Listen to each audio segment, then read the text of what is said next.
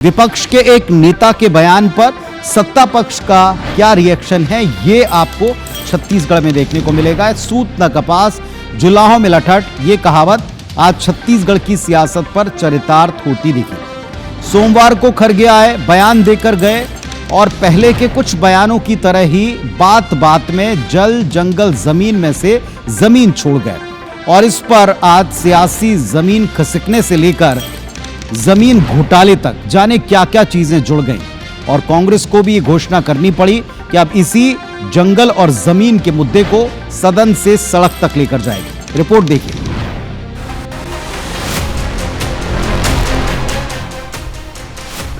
हमारा जल जंगल और जमीन पर अटक गए हैं। सोमवार को राजधानी रायपुर में कांग्रेस ने बड़ा शक्ति प्रदर्शन किया। साइंस कॉलेज मैदान पर किसान जवान संविधान रैली कर केंद्र और राज्य सरकार को निशाने पर लिया।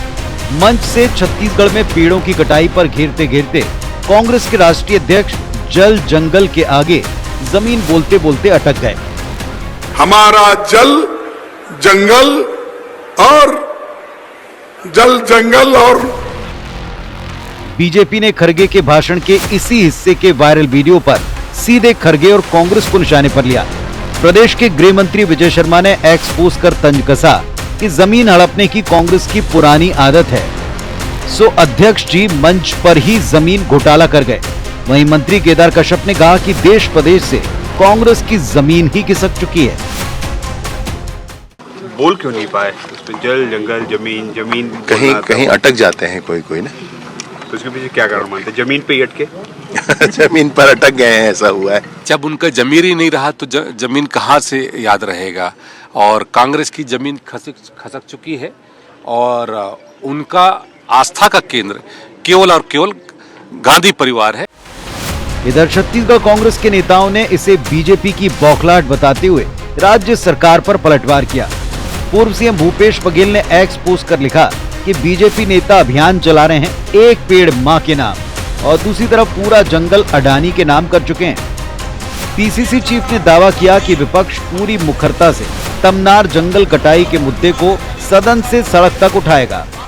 जल जंगल जमीन और खनिज संसाधन को बेचने को लेकर विधानसभा और लोकसभा राज्यसभा ये तीनों पटलों पर कांग्रेस पार्टी मजबूती से उठाएगी।